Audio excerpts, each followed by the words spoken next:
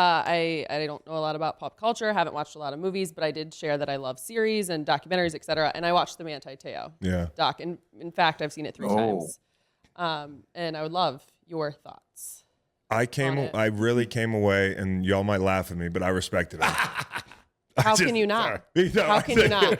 Because because like his life is hell. Yeah. Like his life has been hell for a decade. Like whether it was his fault, he should have been smarter. Like I think he was sheltered, and I think he was a long way from home. And I think this was like dial-up days. We were joking about like how sparse it was back. Yeah. He was in the dorm room. Like there's nothing I can do in here. Let me just chat on AIM or whatever he was doing and build this relationship. So what did you do today? Yeah, this is getting me off. And I just like, dude, it was a different time. Like catfishing was just kind of coming on the scene. Oh yeah. And I don't know, he got caught up, and I came away thinking, one, I respect him for his grace and having to deal with people like me back 10 years ago, probably making jokes about it. Because we do that, we don't respect somebody's humanity, and when we all are making the same joke, it's like easy to do online. Like that's who we are now. But then second, I felt bad for him in his career because I don't think he was going to be a great player, but you have to be, and y'all know this, so on top of it mentally to be a successful pro athlete.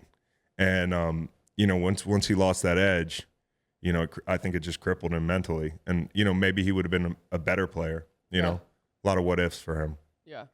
What'd you think? I thought it was incredible. I kind of taking in both sides of it too. Yeah. As much as we can sit here and say, it was his fault or he should have done this or wasn't careful, etc. He wasn't in it alone.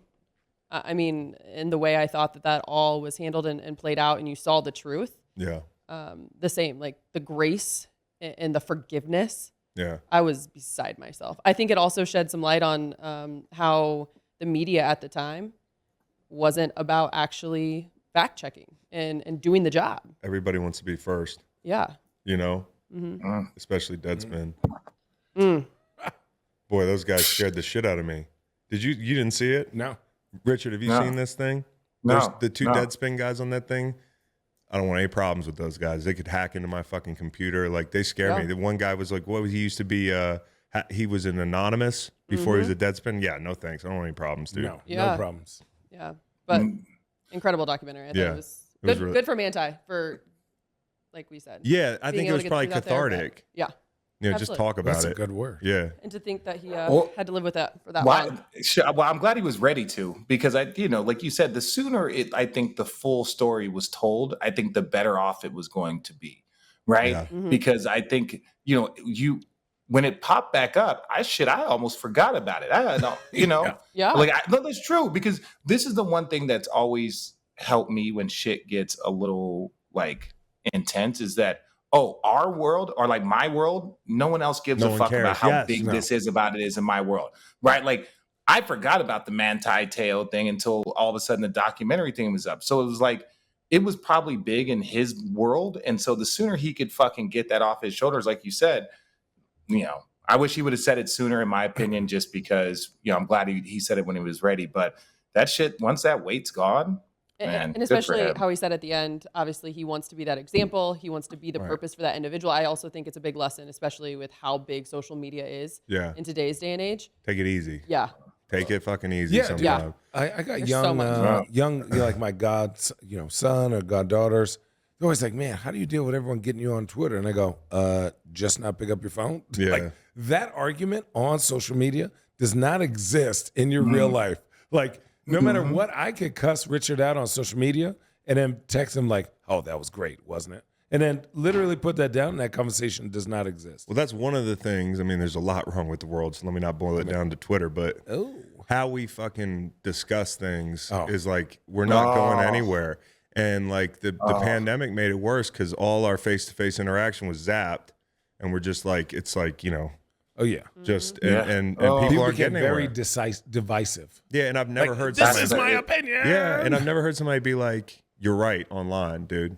And so people aren't actually. They're coming to it, and I've been guilty of this. So like I've changed, like because I used to argue on there. Like, what the fuck is the point?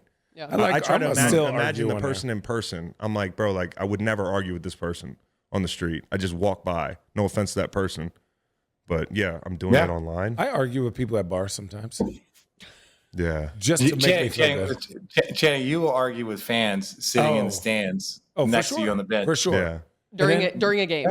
For sure. Oh, Yeah, for sure. I used to be like this. I used to be like this. I think this is just me. I just think for me, when people come up with their arguments, I'm just like, guys, I literally do this for a living. Yeah. Now, I may not be right, Right. but please. But I do this for a living. But I do this for a living. Right. And I'm right. So if I'm not right, please bring some factual evidence to this discussion or have something other than your emotions in this argument, right? Because I'm going to hit you with, well, this guy hasn't done this in 3 years. This guy hasn't done this in 2 years. Now, all of a sudden, he's going to just do it. Yeah. It doesn't exist. Yeah. Like, that does not exist in sports. Like, it's rare. But that's not the point. That's not the point. That's not the point of the argument in those things. The point those of my people are argument just is fucking arguing. Yeah. Well, they also want 5 minutes with you. I love it. I got 5 minutes. I don't. No, I don't. I got time. Got time. Well, I mean, like, I yeah, like got if I'm time. drunk or the person's vibe's good and like they want to talk football, like, you know, if I'm sitting there having a good time but if somebody's like arguing with me and, you know, ruining my day, it's like, man, come on.